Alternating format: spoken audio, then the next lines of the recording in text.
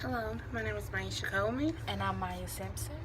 and today we're going to discuss our presentation, which is about suicide causes, financial and emotional hardships. And Maya will give you some background information. Okay, just a little background information. The rate of suicide in the United States has increased every year since the year 2000. Suicide has increased due to social triggers or economic strains on society. There have been many studies on suicide preventions, but to prevent a crisis, you got to understand the problem. There are insignificant data available from controlled trials to recommend an intervention over another for the treatment of suicidal youth prevention. Suicidal behavior in adolescents is a public health problem because of the high rate of suicide attempts during the developmental period, according to the Center for Disease Control. Early onset of substance abuse has had a record of mixed findings because suicide intentions have many researchers' findings as reasons for suicide. Um, Brief statement of the problem and the reason why we wanted to do our research on suicide is because suicide is the third leading cause of death in 15 through 24-year-olds. Suicides by adolescents can cause families to encounter economic and financial hardships. Um, Within our paper, we mentioned some um, centers that you can call if anyone feels that they want to commit suicide. The American Foundation for Suicide Prevention offers resources for families and individuals to cope with suicide loss. Family can face many financial surprises, such as paying for a funeral or everyday things such as utility bills. Their website offers resources such as how to find support, education, and training articles on bereavement. The significance of the study. Um, our research is significant because it identifies resources to survivors of suicide loss. It is estimated that approximately 30,000 people in the United States die of suicide yearly. This study can educate survivors of suicide about resources available to help stabilize their lives after suffering a traumatic loss to suicide. And I just want to piggyback off what she said. And some more information, the American Foundation of Suicide Prevention can assist with easing the burden of the loss of a loved one. And these resources teach valuable skills such as determining your financial situation by gathering necessary information needed to assess your financial status. Surviving a suicide crisis can cause devastating effects on your ability to manage your life. Support groups can help the healing process. Individuals can find recognition and share feelings, as well as to express their concerns with individuals who have experienced similar losses. Implication for social work practice. The Surgeon General's call to action to prevent suicide drew a lot of attention to the training, knowledge, and values of practitioners. Mental health professionals that are capable of developing suicide prevention and treatment for individuals dealing with the suicide crisis, as well as survivors of suicide. Their implications for social work practice when dealing with a suicide loss. One such implication is the ability to connect survivors to resources needed to restore their lives to some sense of normalcy. Programs that can help with facing the challenges and surprises one faces after a loved one commits suicide. It is important for social workers to be able to guide clients in the process of finding the resources that they need. Also, support groups is another resource. Review of literature. Catastrophic loss as a result of suicide poses specific problems for survivors. Researchers suggest that survivors experience unique grief responses and, in some cases, may be unable to fully deal with grief. According to several authors, grieving following a suicide is more intense than from other causes of death.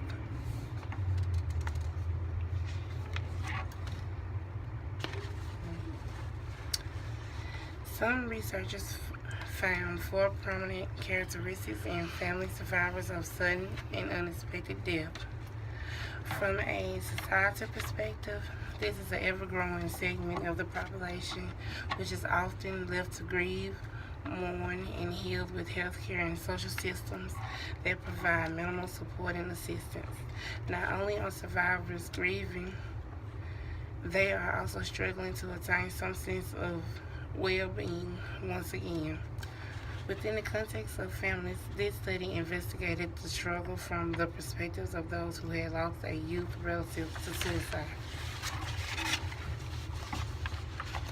Throughout the grief and bereavement process, literature has made the claim often that the death of a child is the worst death that a parent can endure.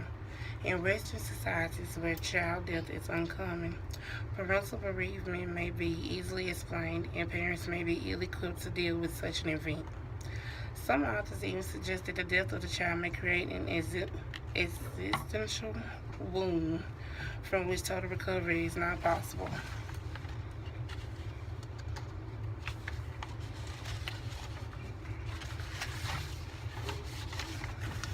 Both of the articles chosen for this review are consistent with each other.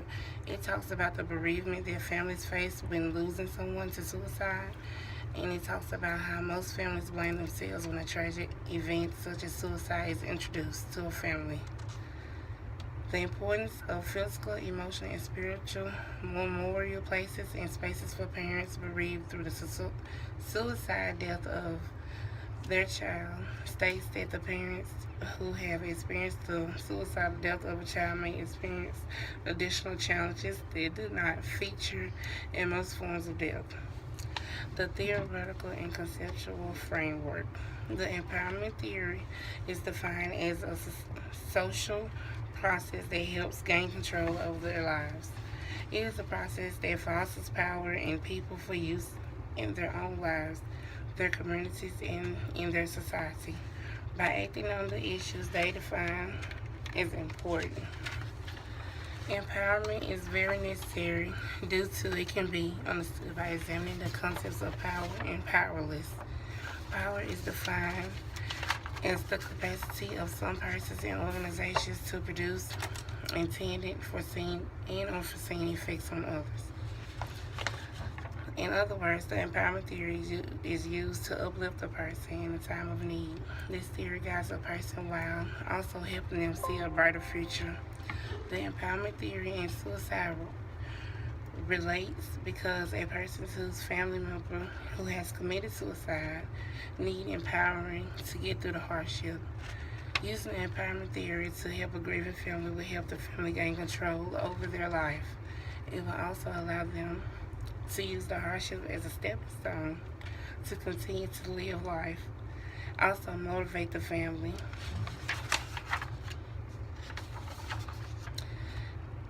And now it is the conclusion and limitations of study. But first, we're going to talk about the question and hypothesis that we came up for our research. So we came up with 3 questions. We came up with 3 hypotheses, and we had our independent variables and our dependent variables. So some of the questions that we wanted to know was, why does a child who have access to everything commit suicide? Do children who commit suicide have poor family relationships? And are families of children who commit suicide embarrassed because they blame themselves? The hypotheses we came up with was all children who commit suicide come from wealthy families.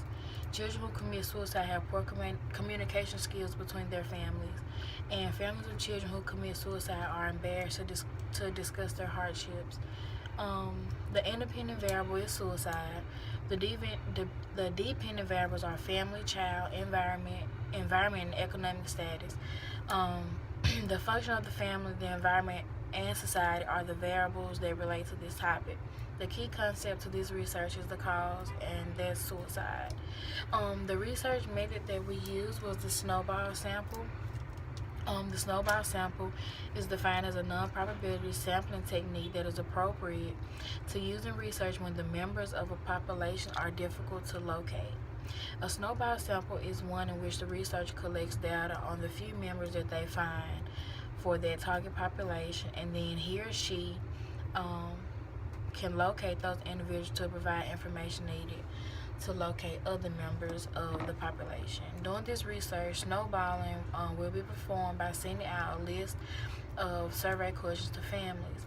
The survey will be followed by a return address as well as a pre-stamped envelope. The sample size will be based on how many surveys we will receive back. Also, we will call grief counselors offices to seek suicide survivors to interview. We will conduct phone interviews with individuals we identify as survivors.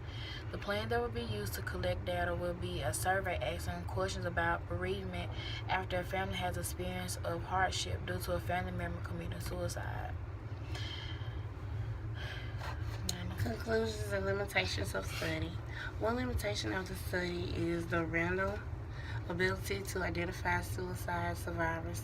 We would have to rely also on the people who mail back the random surveys we sent out to collect information on the hardships. People are not always willing to be open and honest about something as personal as the loss of a loved one due to suicide. In other terms of limitations, it is important to know that people cope with things differently and at a different pace, then that people have access to different resources to help stabilize them after tragedy. Personal growth as well as their faith in God also bearing the outcomes for each individual. In conclusion, suicide survivors who experience hardships and difficulties as a result of loss of a suicide loved one vary in the methods as well as their stages of grief. Another major factor is their economic and emotional status prior to the crisis.